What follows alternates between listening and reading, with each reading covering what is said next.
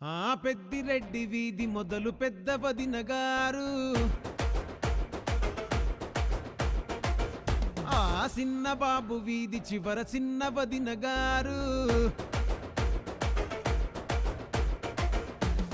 పెద్ద వదిన ఈల వేసి చిన్న వదిన చిందులేసి మునగాడని దండ వేసి చెయ్యెత్తి జై కొట్టే.